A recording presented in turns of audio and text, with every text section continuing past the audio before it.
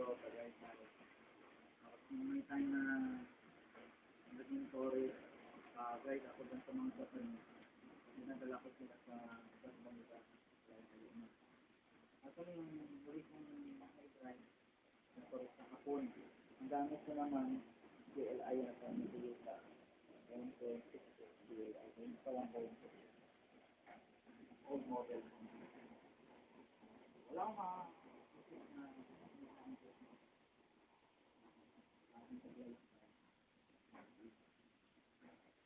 natin, Kamay mo nakikita ko. dapat na dito talaga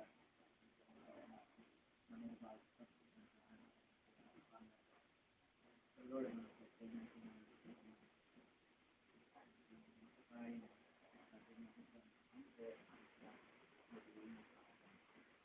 so ito, yung ginagamit ito yung pag-dedicate ng tahanan. Kung halos ano yung din naman, yung words na papalitan natin. Sabi niya dito, na itong sasakyan na ito ay patotoo ng kanyang kagandaan Lord at kapatunan ng duty kanyang kagandaan Lord. At ito ay isang simbolo ng pagmamahal ng Diyos sa ating at sa buhay natin lahat. Ang gagawin natin mamaya sa ngayon, kukuha tayo ng ito ay very simple ito.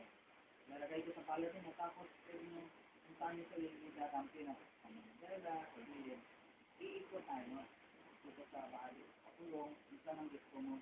Tapos habang ginagawa natin ito, nag-iisip mo ng Panginoon, sa aming pagsabihay, sa aming paglalakbay, pinitan mo kami, huwag mo kong hayaan yung kasamang spirito. Naalala ko yung sa TikTok dito. Bakit sa akin yung napapangga din yan ay may spirito. Yan yung nasabi, pinatanggap ng salvation, natapon dyan. So, mayroon pang mga spirito ng kamatayan ng salitaran. Ito yung kailangan natin sa Lord, the blood of Jesus. Ang simbolo nito, ito yung blood ng Panginoon. Yung dugo niya ng protection. Sa namang nawak na mga bagay,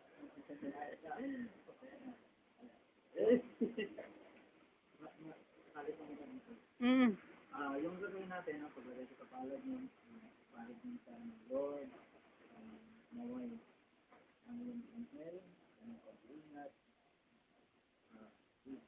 ipadala mo, bawat mo, sa ito, mag-apply, sa karero, gawin natin prayer.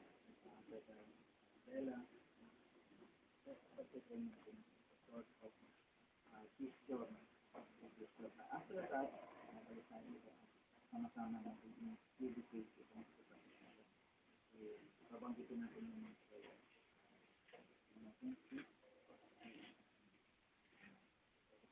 Very symbolic niya na maglagay tayo dyan sa everywhere, no? At ipag-pray natin.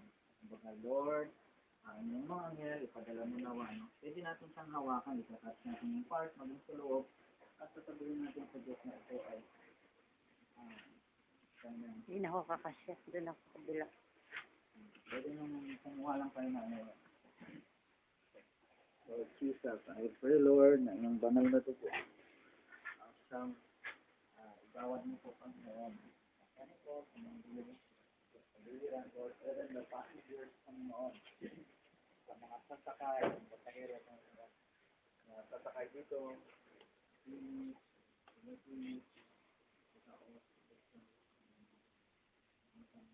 gamit mo ito Panginoon. Kung walang bisa namin at magawa ng kaaway, padala mo po Diyos ang iyong mga anghel, ang iyong mga anghel. So, that's the video. Oo nga.